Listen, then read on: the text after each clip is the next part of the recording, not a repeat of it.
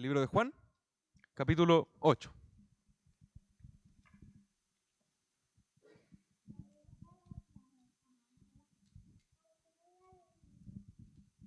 Cuando lo tenga me dice, amén. Juan 8, versículos 10 y 11.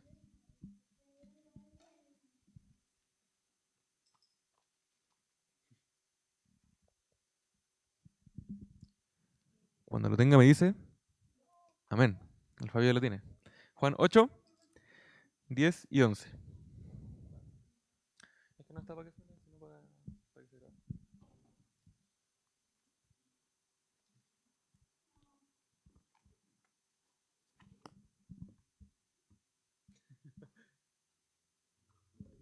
¿Lo tenemos todos? ¿Falta alguien? No importa porque lo vamos a leer en voz alta, así que van a escucharlo. Yo tengo aquí la versión NTV. Si alguien se ofrece después de leerlo en otra versión que le parezca más común, puede hacerlo. Le voy a pasar el micrófono para que lo lea. Si no hay quejas, no. Y dice así.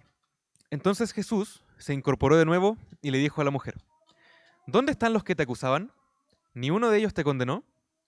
Ni uno, Señor, dijo ella. Yo tampoco, le dijo Jesús. Vete y no peques más. Señor Jesucristo, gracias por tu palabra. Abre nuestros oídos, Espíritu Santo, ilumina nuestros corazones y nuestro entendimiento para que podamos recibir tu mensaje, Señor.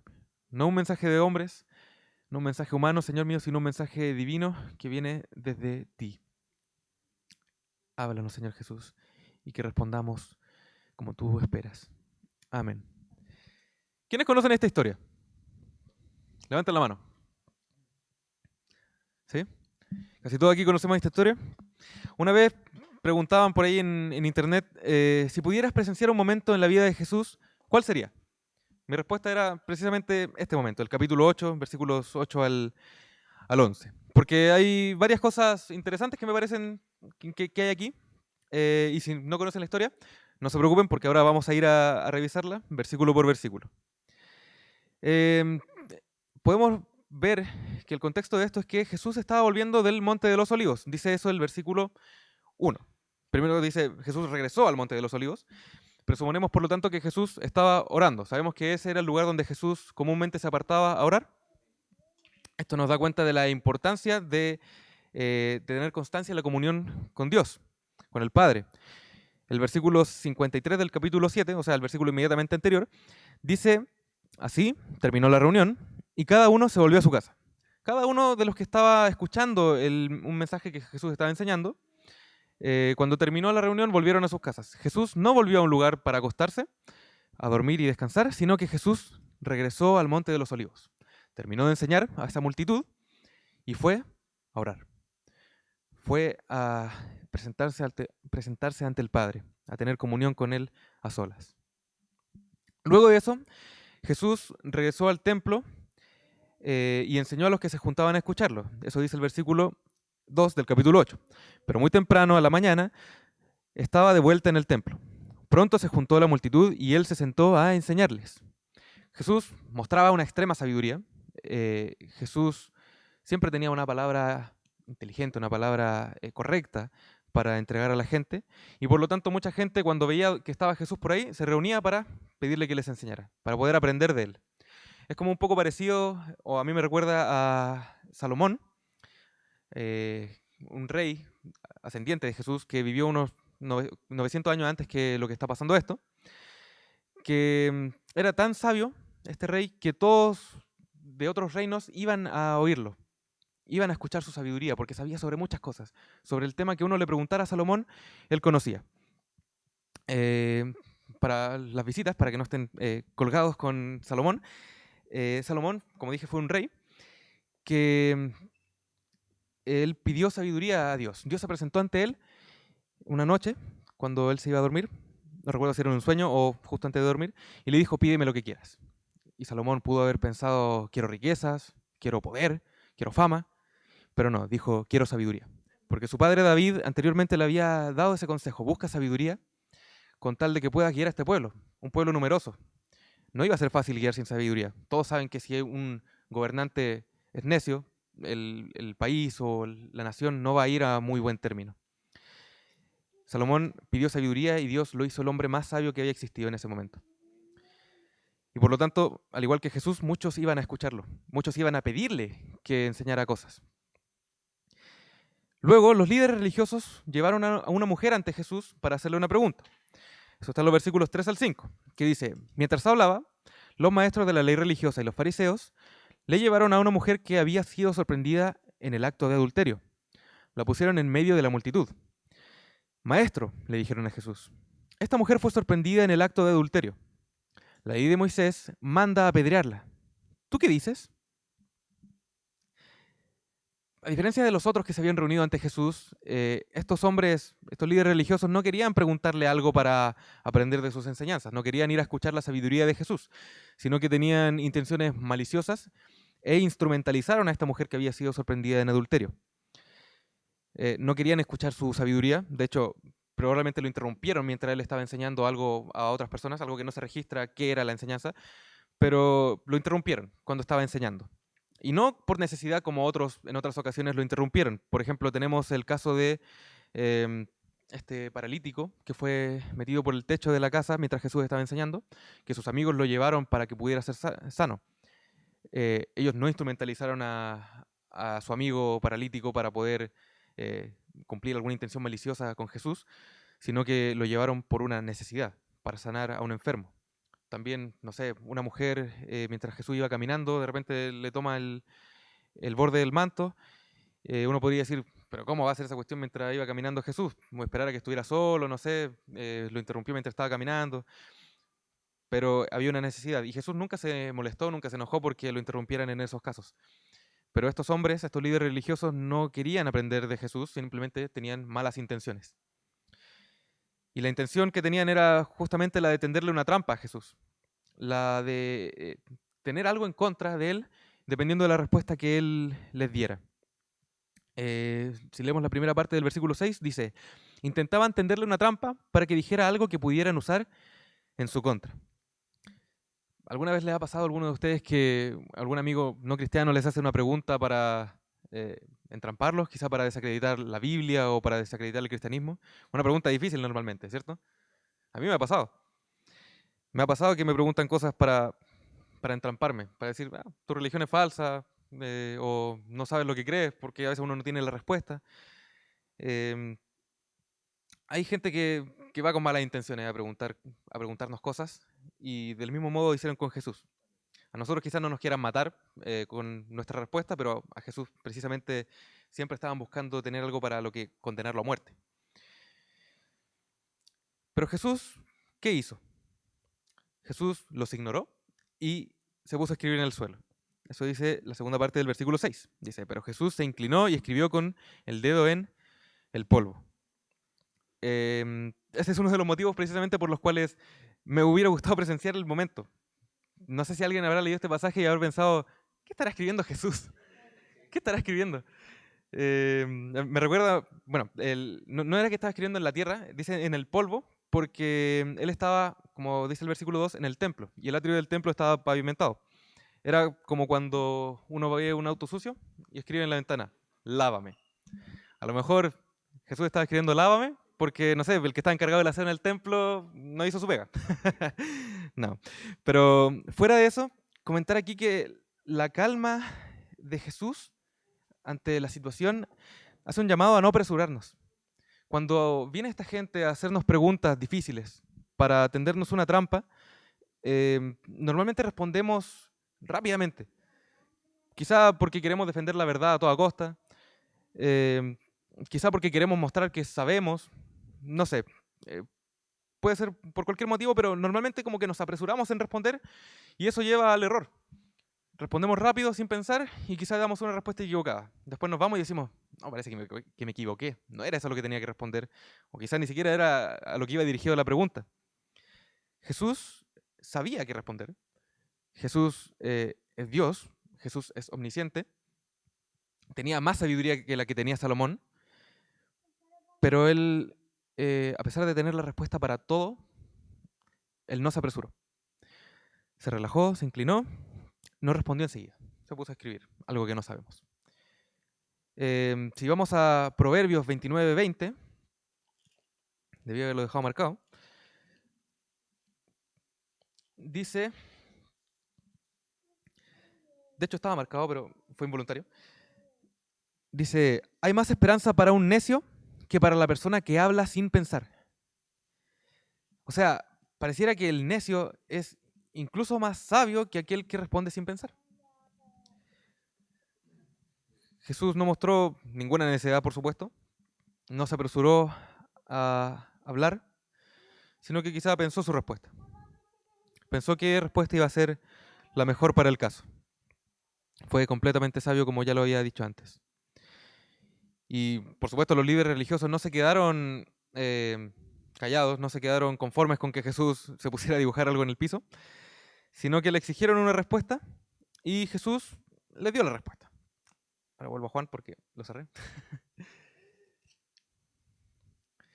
Dice, como ellos seguían exigiéndole una respuesta, él se incorporó nuevamente y les dijo, muy bien, pero el que nunca haya pecado, que tire la primera piedra.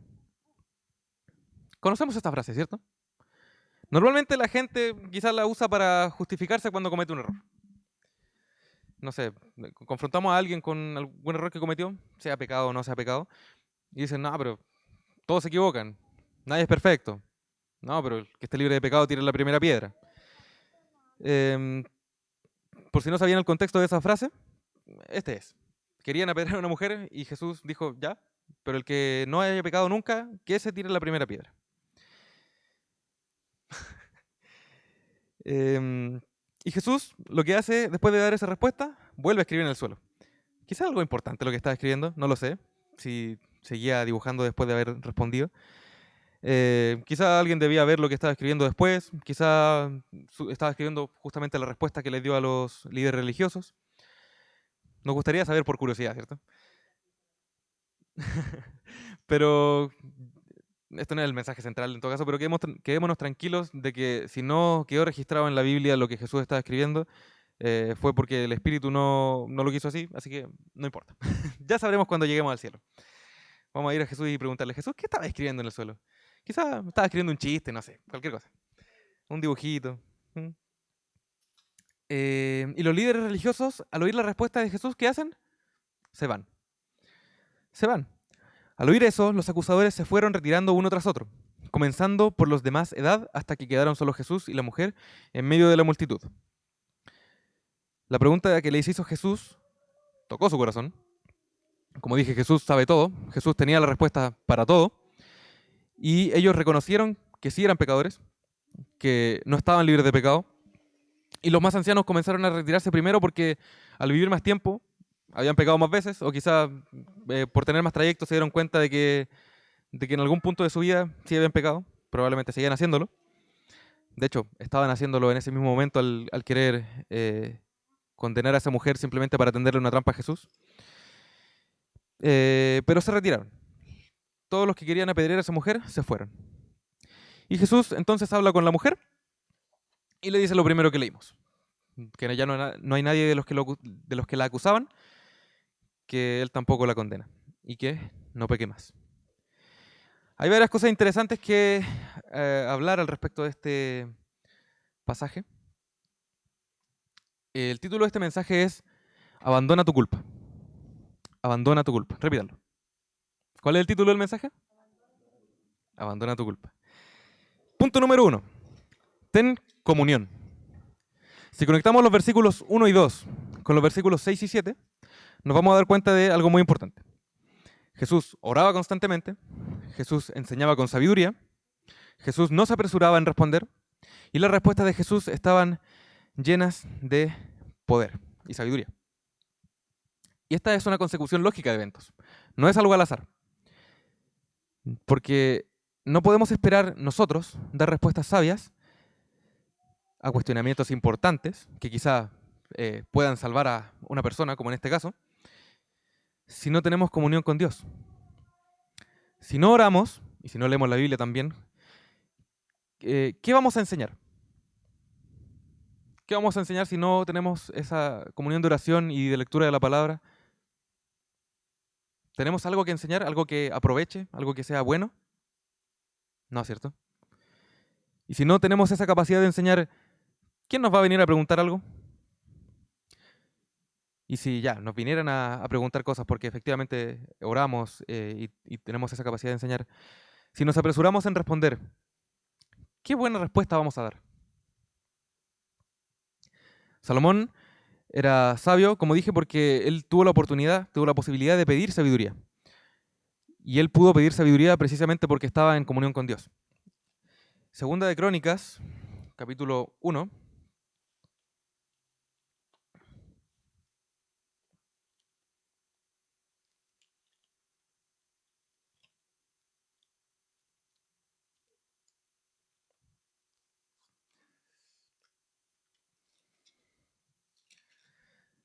Versículo 6 y siguientes nos muestra esto.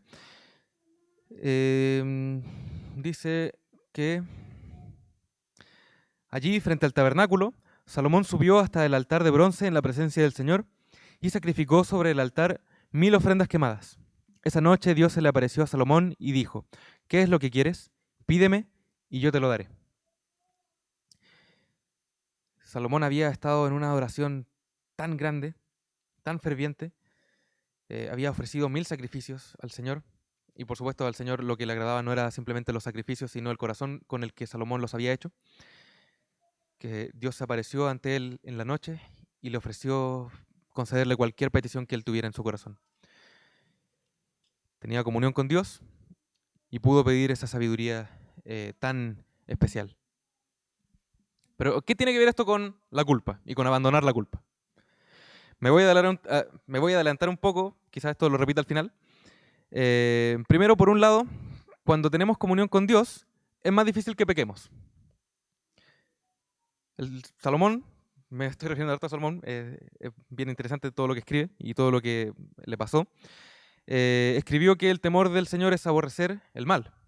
Eso está en Proverbios 8:13. También escribió que el principio de la sabiduría es el temor del Señor.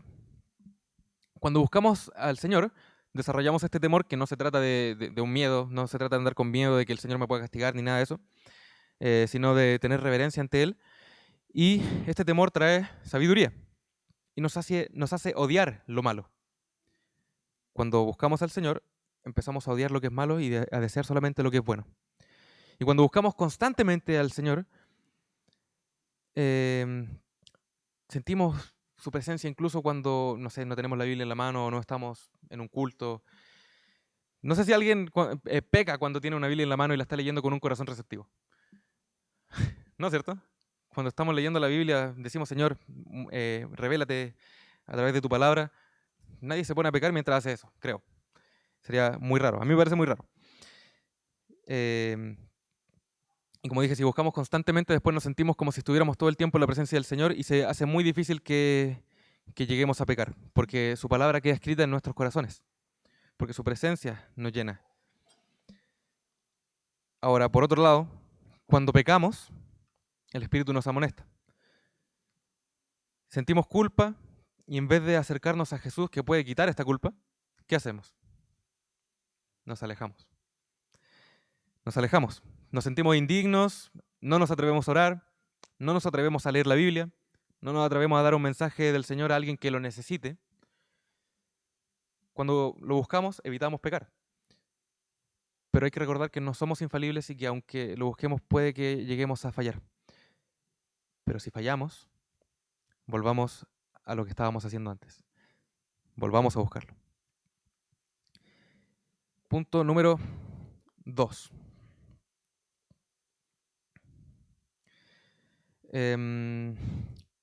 Reconoce tu pecado. Quizás sea un poco de perogrullo. Ya es como raro decir reconoce tu pecado para abandonar tu culpa. Si sentimos culpa, probablemente es porque sabemos que pecamos, ¿cierto? Sabemos que nos equivocamos.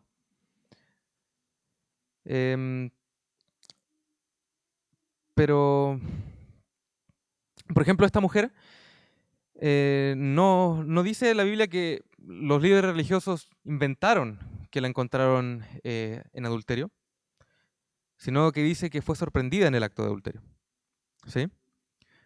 Tampoco estaban mintiendo ellos respecto del castigo que ella debía recibir, que está en Levítico 20:10. Busquémoslo.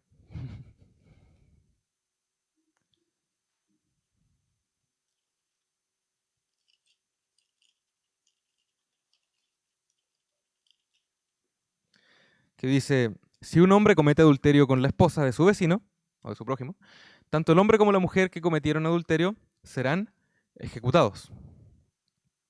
No mentían sobre lo que la encontraron haciendo, tampoco mentieron respecto de lo que decía la ley de Moisés. Y como acabamos de leer, quizás no era solo ella la que tenía que ser ejecutada, sino tanto el hombre como ella. No se nos dice quién era este hombre, ni siquiera lo llevaron ante la presencia de Jesús. Eso es obviamente porque como estos líderes religiosos no eran reales seguidores de Dios, tenían este machismo inculcado en su corazón. Em, no especifica quién era el que estaba casado, no se especifica si era ella la que estaba casada y engañando a su marido, o si era él el casado y él engañaba a su esposa. Pero en ambos casos hay un problema. Si estaba casada ella, deshonraban al marido. Si estaba casado él, deshonraban a la esposa. Y si no estaba casado ninguno, porque la palabra adulterio podría tomarse también como fornicación, simplemente tener relaciones sexuales fuera del matrimonio. Si no estaba ninguno de los dos casados, aún así deshonraban a sus propios cuerpos y por supuesto a Dios. La encontraron haciendo esto. La encontraron deshonrando. ¿A quién? A muchas personas. Más importante, estaba deshonrando a Dios con lo que estaba haciendo. Y ella lo sabía. Ella no se defendió. No dijo, no, yo no pequé, no, yo no estaba adulterando, están mintiendo estos líderes religiosos. Tampoco dijo, ¿y por qué al tipo con el que yo estaba no lo trajeron para apedrearlo también? No, ella estaba segura que iba a morir porque sabía que la consecuencia de su pecado era ese, ser lapidada. Reconocer no es solamente saber que hice algo malo. Reconocer también es no ocultar que hice algo malo. No significa que voy a salir a la calle a gritar, pequé, cometí tal pecado, deshonré al Señor. Quizá alguien quiera hacerlo, no sé. No es que esté mal reconocer públicamente los errores de uno, no es una obligación. El tema es no ocultar. Cuando yo me enfrente a Jesús, no le voy a decir, Señor, yo no me equivoqué, yo no tengo pecado. Esta mujer cuando la llevaron ante Jesús no se defendió. No dijo nada en su favor, sino que, de hecho, no habla hasta el versículo 10. Simplemente no dice nada. Porque ella reconoció, no solo de saber que había cometido un error, sino que tampoco intentó ocultar la falta que había cometido. Estaba lista para recibir su castigo. ¿Y qué tiene que ver esto con abandonar la culpa? Que no puedo abandonar mi culpa si no reconozco ante Jesús, el que puede llevarse mi culpa, que pequé. No puedo. Punto número 3. Jesús no trae culpa. En un principio uno podría pensar que Jesús estaba como medio indiferente ante la situación, que era una situación crítica, una situación extrema. Estaban llevándole a alguien para ver si tenían que matarlo o no. ¿Y Jesús qué hace? Lo ignora y dibuja en el polvo. Podría parecer como que no le importaba a esta mujer. Y cuando le exigen una respuesta, él no dice, no la maten, no le tiren piedras. No es como tan directo en decirlo. Eh, de hecho, con la respuesta que él da, si alguno nunca ha pecado, lanza la primera piedra, alguno podría haber sido orgulloso y decir, yo no tengo pecado, le tiraba una piedra y todos los demás hubieran seguido y esta mujer hubiera muerto. Pero Jesús sabe tocar nuestros corazones. Jesús, como dije, es Dios omnisciente. Sabe dónde tocarnos para sensibilizarnos de algún modo. Y nadie queda indiferente cuando Jesús habla. Jesús sabía exactamente qué decirles. Como dije, era sabio. No se precipitó en responder, sino que dio una respuesta justa, una respuesta correcta y que tuvo un efecto en esos hombres. Por supuesto, Jesús no era indiferente ante lo que estaba pasando. Eh, Jesús sabía lo que estaba haciendo. Jesús salvó a esa mujer de morir lapidada al hacer que otros vieran también sus pecados. Como dije antes, Él no invisibilizó el pecado de ella no se defendió. De hecho, Jesús después le dice, no peques más. O sea, reconoció Jesús mismo que ella estaba en pecado. Pero Jesús, ¿qué hizo? ¿O qué no hizo? Condenar. La palabra que se usa en este versículo en griego es katakrino, que significa juzgar en contra o dictar una sentencia condenatoria. Sino que Jesús lo que hizo fue compadecerse de ella. Él no le dijo, tú, pecadora, te pillaron, ¿ah? No, le dijo, yo no te condeno, vete y no peques más. Pero fue la única persona, la única pecadora de la que se compadeció Jesús en este pasaje, ¿no es cierto? Porque también salvó a los que, a los que la acusaban. Uno como que no se pone a pensar en estos acusadores más que como en los malos. Con el resumen que hicimos de este pasaje al principio, queda claro que los villanos aquí en la historia son los líderes religiosos que querían instrumentalizar a una mujer, pudo haber muerto, para entrampar a Jesús y matarlo, a él también. Son los malos para nosotros, siempre decimos estos fariseos. Pero Jesús a ellos también los salvó. Jesús no trajo más culpa de la que sentía a la mujer, pero tampoco esperaba hacer sentir basura a los líderes religiosos con lo que les dijo. Cuando les dijo el que esté libre de pecado, lance la primera piedra, él simplemente quería hacerles ver que ellos también eran pecadores, pero no quería hacerlos sentir culpa. Cuando alguien hace algo malo, nos compadecemos de la víctima, pero sobre el victimario empezamos a pensar cosas como, ojalá se sienta terrible por lo que hizo, ojalá no pueda dormir bien. Incluso a veces decimos, ojalá que se muera y no encuentre descanso. ¿Cierto? Jesús pudo haber sido más directo en lo que dijo y decir, ninguno la apedree, todos son pecadores, pero yo no tengo pecado y ustedes quisieron matar a esta mujer, así que yo los voy a lapidar a ustedes. ¿Pudo haber dicho eso? Tenía toda la autoridad para decir eso, pero no lo hizo. No lo hizo, sino que les hizo ver sus propios pecados y los dejó ir. Quizá alguno se arrepintió, quizá alguno se volvió a las enseñanzas de Jesús. Recordemos que Jesús tenía discípulos secretos entre los líderes religiosos. No sabemos, esperemos que sí. Pero Jesús no condenó a estos hombres tampoco. Si pecamos, abandonemos nuestra culpa, porque Jesús nos salva de los que nos acusan. Quizá el diablo nos acusa, quizá nos acusan otras personas, quizá somos nosotros mismos los que nos culpamos, pero en el caso de que un cristiano condene a otro, que solemos llamarlo fariseo, no podemos decir que no se equivocan en lo que hacen, no está bien condenar a nuestros hermanos, están pecando al hacerlo, pero al igual que Jesús tampoco deberíamos condenarlo nosotros. Es como si cuando alguien lanza una piedra a otros, en el sentido figurado de acusarlos por sus errores, y nosotros los llamamos fariseos y los apartamos y todo eso, como que nosotros también estuviéramos lanzando piedras a ellos, ¿cierto? Jesús murió por esa mujer, Jesús murió por esos líderes religiosos. Y ese es el punto número 4. Jesús sufrió nuestra culpa. Los líderes religiosos no se equivocaban en lo que estaban diciendo. Como dije, esa mujer sí estaba adulterando y la ley de Moisés sí exigía que esa mujer fuera ejecutada. Aunque omitieron la parte de que el hombre también debía ser ejecutado, no estaban diciendo una mentira. Siempre decimos que Jesús no vino a abolir la ley, sino a cumplirla, ¿cierto? Y leímos lo que decía Levítico 20:10, que precisamente es la ley de Moisés. Estaba en la ley que debía morir quien fuera sorprendido en adulterio.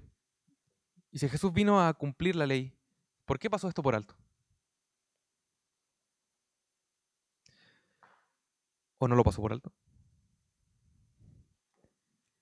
Jesús reconoció que el castigo que ellos decían era el que merecía. En mi Biblia dice que cuando ellos le exigieron una respuesta sobre si debían apedrearla, dijo, muy bien, pero el que nunca haya pecado tire la primera piedra. Sí, era verdad que ella merecía morir, pero no la condenó.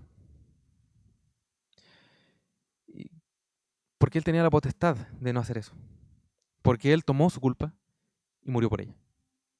Porque posteriormente él iba a sufrir en la cruz y iba a morir por la culpa de ella, por la culpa de los líderes religiosos, por la culpa de ustedes, por la culpa mía. Por la culpa de todo el mundo él iba a morir. Por eso Él tiene la potestad de decir, no la apedreen, no la maten. Y simplemente decir, vete y no peques más. Por eso es que debemos abandonar nuestra culpa. Y es muy difícil, sí, es difícil. Como dije antes, esta mujer deshonraba quizás a la esposa de ese hombre o a su propio esposo. En última instancia, deshonraba a Dios con su pecado. Y nos cuesta no sentir culpa cuando sabemos que nos equivocamos, cuando sabemos que le hicimos daño a alguien. ¿Cuántos aquí le han hecho daño a una persona? Levanten la mano. Creo que todos le hemos hecho daño a alguien con nuestras acciones alguna vez. Quizá involuntariamente, quizá voluntariamente. Espero que no voluntariamente.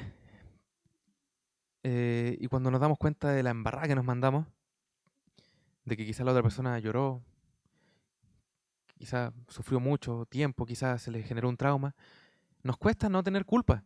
Y es lógico, es obvio.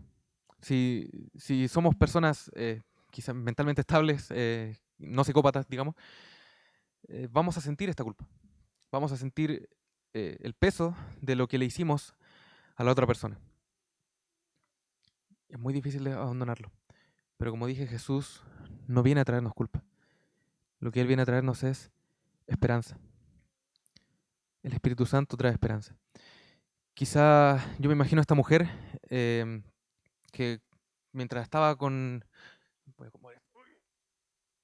Cuando la llevaron los líderes religiosos tenía que haber estado como así, no sé, en una posición media extraña. E incluso cuando se fueron, tenía que haber estado asustada, completamente aterrada por lo que... Me estoy hablando al micrófono, perdón. Tenía que estar quizá completamente aterrada por lo que iban a hacerle, porque sabía que había pecado, porque sabía que merecía ser ejecutada. Tenía que estar aterrada seguramente. Y quizás si Jesús no le hubiera dicho las palabras que le dijo, quizá ese terror hubiera cesado, porque se fueron los líderes religiosos y no la apedrearon, pero quizás aún tendría esa culpa de haber deshonrado a su esposo, a la esposa de ese hombre y a Dios. Pero Jesús le dijo, no se quedó en, ¿dónde están los que te acusaban? Ni uno de ellos te condenó. No se quedó ahí, sino que le dijo, yo tampoco, vete y no peques más. Tuvo completa compasión de esa mujer. Y a mí la otra razón por la que me hubiera gustado presenciar ese momento es precisamente esto. La- el cambio que tuvo que haber tenido la cara de esa mujer al escuchar las palabras de Jesús tiene que haber sido algo maravilloso. Y yo en esta hora quiero que ustedes también puedan cambiar esa cara. No sé con qué carguen. No sé qué culpa tengan en su corazón. No sé qué error hayan cometido, a quién hayan hecho sufrir. Quizá simplemente carguen con culpa por el peso del pecado, porque saben que han deshonrado a Dios. Quizá pecaron hoy, quizá fue 10 años atrás, una semana antes, no sé, pudo haber sido en cualquier momento y a veces no dejamos nuestro pecado atrás, perdón, nuestra culpa. A pesar de ya haber dejado el pecado, seguimos sintiéndonos culpables por lo que hicimos. Y cuando viene a nuestra mente ese error, volvemos a poner la cara que tenía esta mujer cuando la iban a condenar. Volvemos a poner esta cara de terror, esta cara de angustia por haber hecho algo que sabemos que no está bien. Quizás en la noche, cuando estamos a punto de quedarnos dormidos, nos acordamos de lo que hicimos quizá en la tarde, lo que hicimos, como dije, años antes, nos acordamos y no podemos dormir tranquilos. Nos acordamos y empezamos a sufrir y a decir, ¿por qué hice eso? ¿Por qué cometí este error? ¿Por qué? Yo quiero que la cara de ustedes en esos momentos pueda cambiar, que puedan tener el conocimiento de que Jesús a ustedes les dice las mismas palabras que les dijo a esa mujer. Yo tampoco te condeno, vete y no peques más. ¿Cómo habrá cambiado la cara de esa mujer? Una cara de alegría, quizá derramó lágrimas, no se dice nada más después.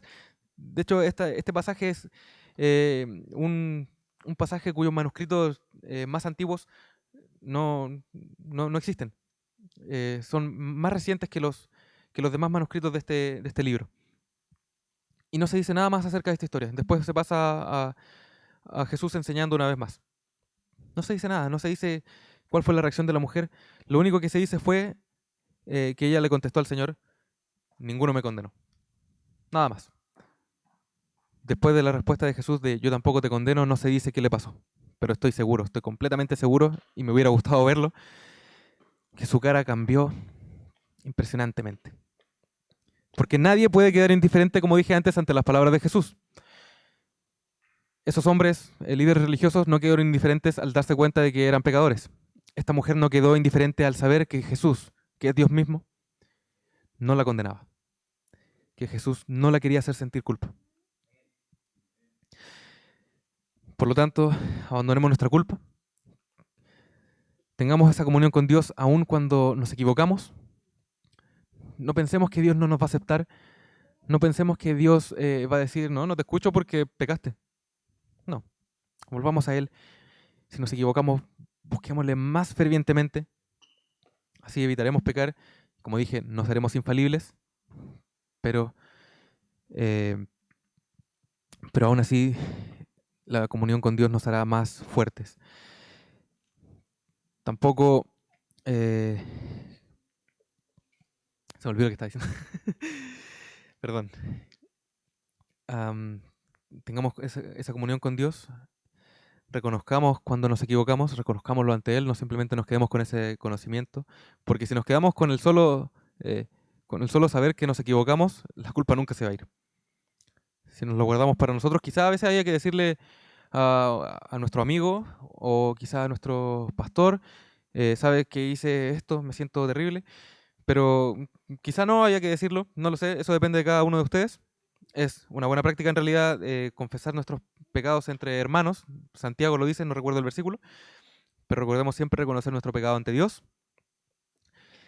Recordemos que Jesús no nos trae culpa, sino que nos trae esperanza. Y que Jesús sufrió por nuestra culpa. Y eso suena un poco feo. Jesús sufrió por nuestra culpa. Quizá incluso alguno pueda tomar este hecho y decir, ahora me siento culpable porque Jesús, que era santo y perfecto, murió cuando era yo el que tenía que morir. No lo piensen así. No lo piensen así. Si alguien les da un regalo, que ese regalo probablemente costó dinero, ¿se sienten culpables por haber hecho gastar dinero a esa otra persona? Tomamos el regalo. Bueno, depende del regalo. Pero sabiendo que esa persona tiene la capacidad económica para abordar el regalo, ¿nos vamos a sentir culpables? No, ¿cierto? ¿Qué vamos a hacer? Lo vamos a aceptar con cariño. Quizá algunos seamos más sensibles y nos corra una lágrima. Vamos a abrazar a la persona por acordarse de nosotros.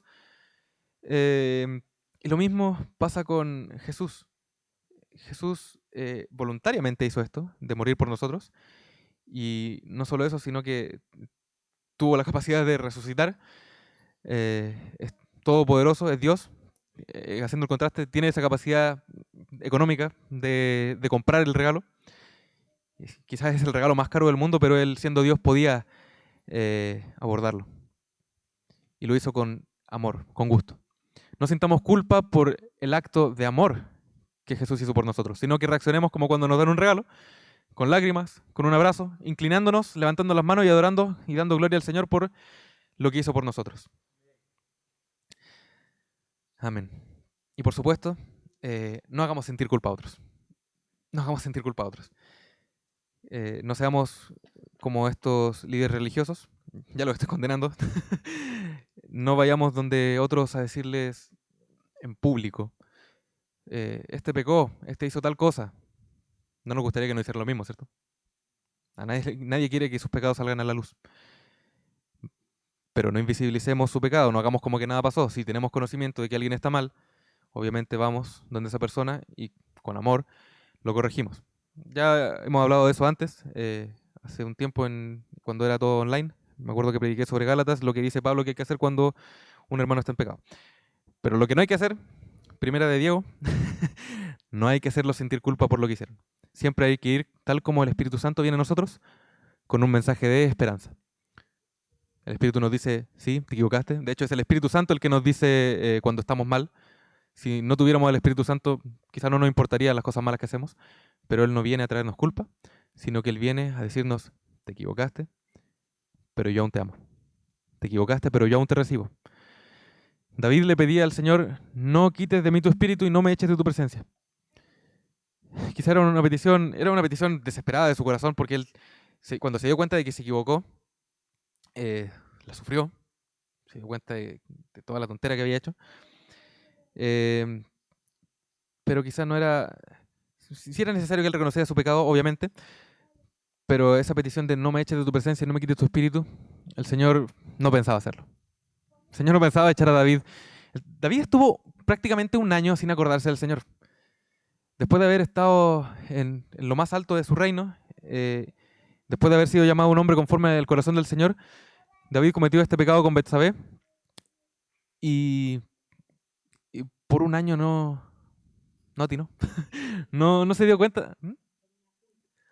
Claro, pero es que en el principio ni siquiera eso, porque como que quería tapar sus errores nomás. Como decía aquí, punto 2, él no quería reconocer que pecó, quería taparlo. O quería hacer parecer que sabía que había quedado embarazada por su esposo, o después simplemente mató al esposo para que no, mm, para tapar su propio error. En fin, cometió un gran error, estuvo un año sin acordarse del Señor, sin arrepentirse ante Él, y aún así el Señor no tenía pensado eh, echarlo de su presencia ni quitarle su espíritu. Si así hubiera sido, inmediatamente el Señor hubiera quizás matado a David o lo hubiera sacado del reino. No fue así. Tuvo sus consecuencias del pecado, las tuvo, pero no fue consecuencia de su pecado que Dios lo echara de su presencia, ni que su espíritu se alejara. Dios no quería hacer eso, porque Dios también sufre cuando nosotros nos equivocamos. Y alejarse de nosotros no es lo que Él quiere. Si, ¿cómo decirlo? Si estando con Él no somos infalibles y nos equivocamos, si Él se fuera, ya no tenemos ni una sola posibilidad de no equivocarnos. ¿Qué quiere hacer el Señor cuando nos equivocamos? Quedarse a nuestro lado, levantarnos. Y ni siquiera simplemente al lado. Él va donde estamos nosotros, en el piso, se agacha, nos toma de la cara, nos hace verlo, con lágrimas en los ojos quizá, y nos da un abrazo. Nos dicen, vamos, sigamos adelante. Él nos levanta, no nos mira desde arriba, nos levanta y seguimos caminando con Él. No quiere alejarse de nosotros cuando pecamos, quiere estar todavía más cerca de nosotros para que podamos estar junto a Él, para que podamos llegar a este fin que deseamos, que es vivir en su presencia gloriosa allá en el cielo. Entonces, no sintamos culpa nosotros porque el Espíritu no nos trae culpa, sino esperanza. Podemos seguir adelante y tampoco traigamos culpa a nuestros hermanos que se equivocan porque el Espíritu no hace eso con nosotros. Vamos a nuestros hermanos que se equivocan con un mensaje de esperanza, no de condenación. Amén. Señor Jesús, te doy muchas gracias por tu palabra, muchas gracias por tu amor. Gracias, Señor mío, porque tú no nos condenas. Sabemos que nos equivocamos, sabemos que no somos perfectos, Señor mío, no queremos justificarnos. Y te damos gracias, Señor mío, porque tú no quieres condenarnos. Gracias porque nos das la posibilidad de arrepentirnos, de tomar nuestra culpa y llevártela lejos y de ayudarnos a seguir adelante. Gracias, Señor mío, porque tú nunca nos abandonas. No nos dejes a nosotros abandonarte a ti. Si nos equivocamos, Señor mío, levántanos. Levántanos, Señor Jesucristo, mientras aún hay tiempo. Que la culpa no haga que nos quedemos en el suelo, Señor mío. Lucha contra nuestra propia culpa, Señor mío, y vence. Aleluya, Señor Jesús.